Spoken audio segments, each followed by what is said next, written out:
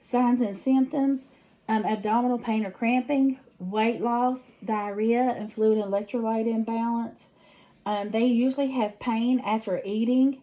And again, for some reason, they have found that Crohn's disease is more common in Caucasians, Eastern European Jewish folks, and they're finding an increase in our black population as well. There is no cure. What we try to do is get these folks into remission, and we hope that they can stay there. If you look on page 667 in your book, this is a list of medications for Crohn's disease and ulcerative colitis. On your meds and labs, I forgot to mention a couple of these that I want to point out that you do need to be familiar with. Mesalamine, the first one on the list, are Asacol, Kinaza, Pentaza, Rowaza. Those are all ones that are very commonly used right now for Crohn's disease, as well as azolfidine, which is sulfasalazine, Humira, and Remicade, and Entyvio. Those are ones that are our biologic response modifiers, so make sure you're familiar with those. Prednisone or deltazone, and you need to remember what the precautions are with giving the patient prednisone, and I'm not going to tell you because you should know that one by now.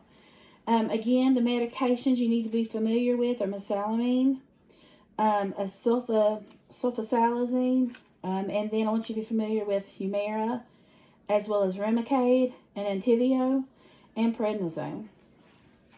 Those are the medications. Go ahead, I'm sorry. Diagnostic tests: laboratory testing, endoscopy with a biopsy, ultrasound, multiphasic CT enterography, which we do not have here, and magnetic resonance enterography, which is another one we do not have here. Therapeutic interventions: again, there's our list of medications. Avoid offending foods. Surgery if necessary, elemental formula or parenteral nutrition if required, and support and definitely education. Complications: I'm not going to read through these, you can see those. I do want to point out one word, the third one down, a fissure. If you're not sure what a fissure is a tunnel that occurs, and a lot of times they will occur in folks who have these. And if you look on page 666, and no, I didn't do that deliberately. If you look at the bottom, you'll see a picture. This is a female, and you will see where she has developed a fistula in between the rectum and the vaginal area. And yes, guys, that means that she will have liquid stool come from the vaginal area. I have seen this happen before, and we have had patients who have had vaginal rectal fistulas. It's not as uncommon as you think it is. And we do have these. They usually have to be surgically repaired, but that is a common complication of Crohn's disease. And there's your fistula. Ulcerative colitis. Ulcerative colitis is, again, another inflammatory bowel disease. Remember how Crohn's disease could affect anywhere in the digestive tract? Ulcerative colitis just affects the large intestine and the rectum only. You will not see ulcerative colitis in the small intestine. It also has remissions and exacerbations. It is multiple ulcerations and inflammations of the colon, and they do spread in a continuous pattern. Now, with Crohn's disease, if you see a tissue of the bowel underneath the microscope, it's kind of like in patches. It's like a quilt in patches. But ulcerative colitis, this is more of a continuous pattern that you'll see there. Causes, again, they're unknown. We're not real sure. But they do think certain infections, allergies, and again, an autoimmune response could possibly be the causes. Signs and symptoms: abdominal pain, 5 to 10 liquid stools, rectal bleeding, fecal urgency. These folks, when they feel like they have to go, and usually it's explosive diarrhea type, and that limits their ability to do a lot of functions away from a restroom. Anorexia, weight loss, cramping, vomiting, fever, and dehydration. Complications: are again hemorrhage, toxic megacolon, which we talked about, perforation, peritonitis, osteoporosis just due to malabsorption of calcium, and increased risk for colorectal cancer. With these, CBC, stool specimen, electrolytes, protein level, colonoscopy, and a leukocyte scintigraphy, which what that leukocyte scintigraphy is, that is when they take the leukocytes and they actually look at them underneath a specialized microscope to see the different types that they are, because there are certain, like we talked about, the different types of white cells, such as lymphocytes and neutrophils and all those. There are certain ones that they will look for underneath the microscope for ulcerative colitis. Therapeutic interventions, avoid offending foods, the medications, which if you look, they're very similar to the ones that are listed for Crohn's disease. Surgery if necessary.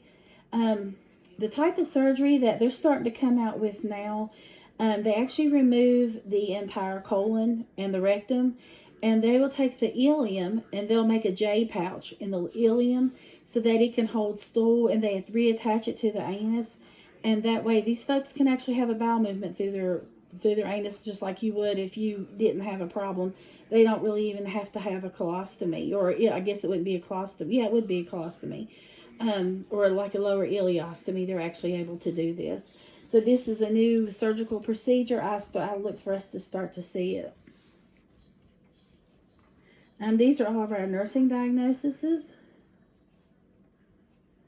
The last one we're going to talk about is a really common problem. Irritable bowel syndrome. You would be surprised at the people who have irritable bowel syndrome. These are your folks, like I told you, that if they're happy, they poop. If they're sad, they poop. If they get upset, they poop. If it's their time of the month, they poop. It doesn't matter what happens, they poop. Just like if it's a sense of relief, they poop. If they stress, they poop. So they're pooping a lot about this time of the year, this time right now, because of this quarantine.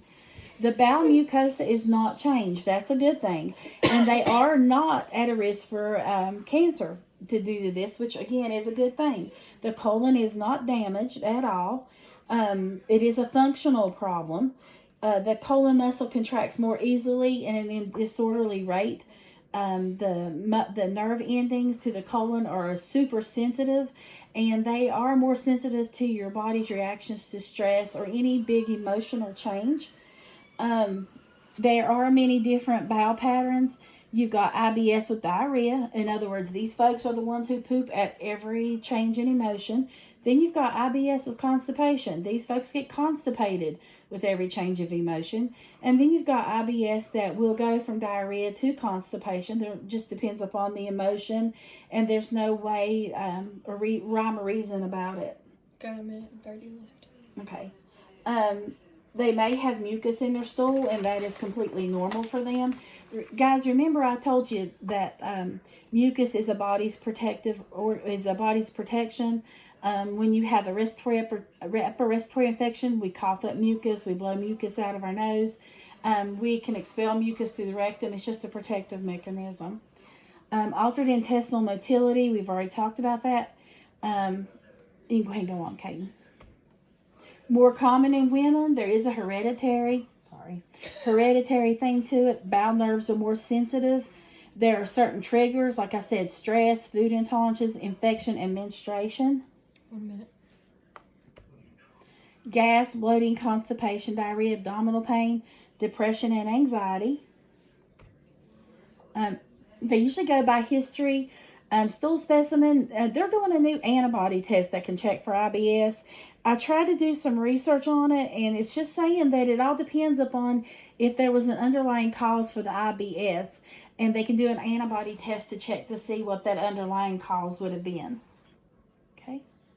You got 30 seconds.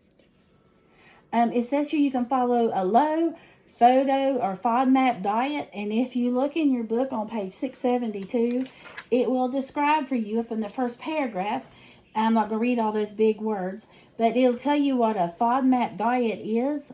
They also encourage a diet high in fiber and bran, avoid trigger foods, smaller frequent meals. Stress management, definitely. Behavioral therapy, exercise, and medication will depend upon IBS, which, if you think about it, it makes sense. If you have a patient who has IBS with constipation, you know, you're not going to want to give them a lot of medications to slow the bowels down. So it all depends upon what type of IBS they have. If you look here, it mentions what you guys are talking about these meds, or I think so right now, mental health. It's talking about your SSRIs. They can help, like Prozac and Seraphim, and increase medications that would increase fluid secretion into the bowel, like Linzess. You've heard some commercials about that as well. Okay. Tricyclic antidepressants, again, we are talking about trying to control emotions so that we will not have the reaction to emotions. Antispasmodics, and those are on your med list. That just helps with the spasms in the colon. The big one you see used is a Bentyl. Antibiotics, rifaximin or Xifaxan, for those who do not respond to other treatments. And okay, we are going to stop tonight with abdominal hernias. And I will upload the next part tomorrow. So you guys have a good night. Thank you.